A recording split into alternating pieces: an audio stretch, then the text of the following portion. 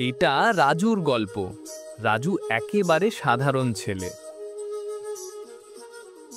স্কুলে পড়ে, কিন্তু হোমওয়ার্ক করার চেয়ে রাস্তায় ঘুরতে বেশি ভালোবাসে। একদিন রাজু পুরনো বাজারে হাঁটছিল। হঠাৎ সে দেখে একটা বুড়ো লোক, লম্বা দাড়ি, অদ্ভুত পোশাক পরে পুরনো জিনিস বিক্রি করছে। এই ছেলে, এই চশমা নাও, দেখবে যা কেউ দেখে না তুই দেখতে পাবি। সত্যি? দাম কত?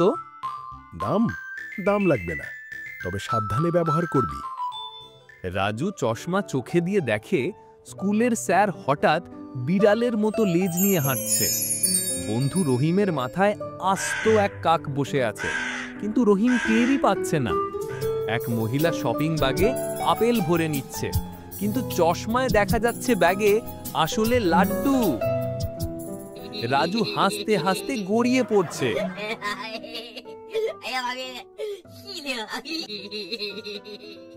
রাজু চশমা পরে সবার সাথে মজা শুরু করলো।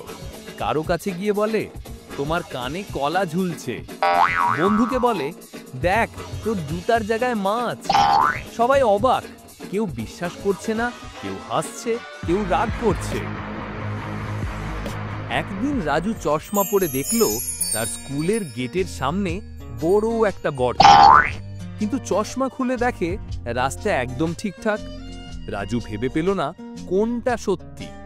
সে চশমা পরে সবার বলল, এদিকে যেও না। কেউ শুনল না। এক স্যার এগোতেই সত্যি সত্যি গর্তে পড়ে গেলেন। রাজু বুঝলো এই চশমা শুধু মজা করার জন্য না, কখনো কখনো বিপদও দেখায়। সে ঠিক করলো চশমাটা নিজের কাছে রাখবে, কিন্তু শুধু ভালো কাজে ব্যবহার করবে। বুড়ো লোক দূর থেকে হাসি দিয়ে বলল, সাবাস ছেলে, তুই শিখে গেছিস জাদু শুধু হাসির জন্য না, দায়িত্বের জন্যেও।